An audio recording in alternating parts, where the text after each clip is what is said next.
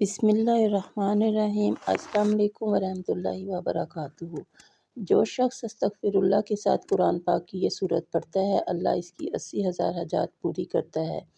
جو یہ عمل کرے گا، جو حاجت مند، جو ضرورت مند استغفر اللہ کے ساتھ قرآن پاک کی یہ صورت پڑھ لے گا تو انشاءاللہ وہیں بیٹھے ہی اپنے دل کی مراد کو پورا کروا لے گا، اپنے رب کو راضی کر لے گا، اپنے رب کو منوا لے گا۔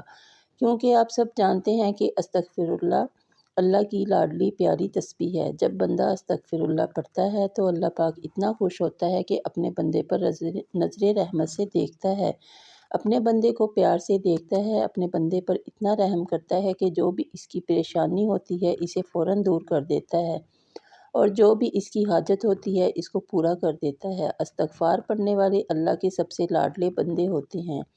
استغفار پڑھنے والے اللہ کے سب سے زیادہ پیارے بندے ہوتے ہیں۔ استغفار پڑھنے والوں سے اللہ بہت زیادہ محبت کرتا ہے۔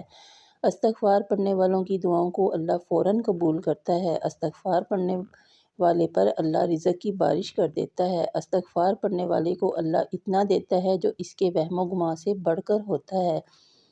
حدیث پاک میں ہے کہ جو استغفار کو لازم کر لے، اللہ پاک اس کی تمام مشکلوں میں آسانی اور ہر غم سے آزادی اور اسے وہاں سے روزی دے گا جہاں سے اس کا گمان بھی نہ ہوگا۔ استغفار سے دلوں کا زنگ دور ہوتا ہے۔ جب بندہ اپنے گناہوں سے توبہ کرتا ہے تو اللہ کریم لکھنے والے فرشتوں کو اس کے گناہ بھلا دیتا ہے، اس طرح اس کے اعضاء یعنی ہاتھ پاؤں کو بھی بھلا دیتا ہے اور زمین سے اس کے نشانات کو بھی مٹا ڈالتا ہے، یہاں تک کہ قیامت کے دن جب وہ اللہ پاک سے ملے گا تو اللہ پاک کی طرف سے اس کے گناہ پر کوئی گواہ نہ ہوگا۔ حضرت سیدنا حسن بصری رحمۃ اللہ علیہ کے پاس ایک شخص آیا، اس نے خشک سالی کی شکایت کی۔ آپ رحمۃ اللہ علیہ نے اسے استغفار کا حکم دیا۔ دوسرا شخص آیا، اس نے تنگ دستی کی شکایت کی تو اسے بھی یہی حکم فرمایا۔ پھر تیسرا شخص آیا، اس نے اولاد نہ ہونے کی شکایت کی تو اس سے بھی یہی فرمایا کہ پھر چوتھا شخص آیا، اس نے اپنی زمین کی پیداوار کم ہونے کی شکایت کی تو اس سے بھی یہی فرمایا۔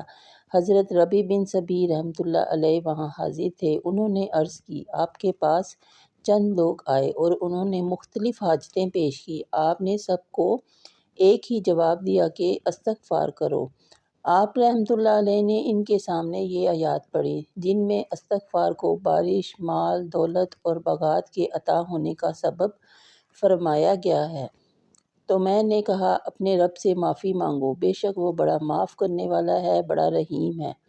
تم پر شراٹے کا مہینہ موسلا دھار بارش بھیجے گا اور مال اور بیٹوں سے تمہاری مدد کرے گا اور تمہارے لیے باغ بنا دے گا اور تمہارے لیے نہریں بنائے گا۔ تو ناظرین، آپ نے عمل کچھ اس طرح کرنا ہے۔ کسی بھی نماز کے بعد آپ نے باوضو حالت میں اس عمل کو کرنا ہے۔ اپنے مقصد کو، اپنی حاجت کو، اپنی پریشانی کو اپنے ذہن میں رکھنا ہے اور پورے دل سے یقین سے اس عمل کو کرنا ہے، کیونکہ جب آپ کا یقین پختہ ہوگا تو تب ہی آپ کو اس عمل کا فائدہ بھی ہوگا۔ سب سے پہلے آپ نے درود پاک پڑھنا ہے، جتنا آپ پڑھنا چاہیں پڑھ سکتے ہیں۔ اس کے بعد آپ نے 7 مرتبہ سورہ فاتحہ، 7 مرتبہ سورہ اخلاص، یہ دونوں صورتیں پڑھنی ہیں۔ 7 مرتبہ پہلے سورہ فاتحہ پڑھنی ہے، پھر 7 مرتبہ سورہ اخلاص پڑھنی ہے۔ پھر آپ نے 70 مرتبہ استغفر اللہ، استغفر اللہ، استغفر اللہ کا ورد کرنا ہے۔ جب 70 مرتبہ استغفار پڑھ لیں تو پھر آپ نے درود شریف اتنا ہی پڑھنا ہے جتنا آپ نے پہلے پڑھا تھا۔ پھر آپ نے دعا کے لیے ہاتھ اٹھا لینے ہیں۔ انشاءاللہ جب آپ دعا مانگیں گے اور جو چیز مانگیں گے انشاءاللہ وہ آپ کو ضرور ملے گی، کیونکہ یہ وہ عمل ہے جس کے ذریعے اللہ پاک راضی ہو جاتے ہیں۔ قرآن کی یہ دو صورتیں اللہ پاک کو بہت زیادہ پسند ہیں اور استغفر اللہ اللہ پاک کی سب سے پیاری تسبیح ہے۔ تو جب بھی کوئی حاجت درپیش ہو آپ اس عمل کو لازمی کریں۔ چھوٹا سا پرتاثیر عمل ہے جسے آپ آسانی کے ساتھ کر سکتے ہیں۔ یہ عمل بہت ہی پرتاثیر ہے۔ یہ وہ عمل ہے جس سے اللہ فوراً راضی ہو جاتا ہے، اللہ خوش ہو جاتا ہے۔ اس عمل کے ذریعے آپ ایک یا دو نہیں بلکہ بہت سی حاجات پوری کروا سکتے ہیں۔ انشاءاللہ آپ یہ عمل کر کے اپنی حاجات کو پورا کروا سکتے ہیں اور آپ کی حاجات ضرور پوری ہوں گی۔ اس عمل کو آپ کسی بھی نماز کے بعد کر سکتے ہیں۔ تو ناظرین آپ اس عمل کو لازمی کریں، اسے شیئر کریں، ویڈیو کو لائک، چینل کو سبسکرائب کریں۔ جزاک اللہ، اللہ حافظ۔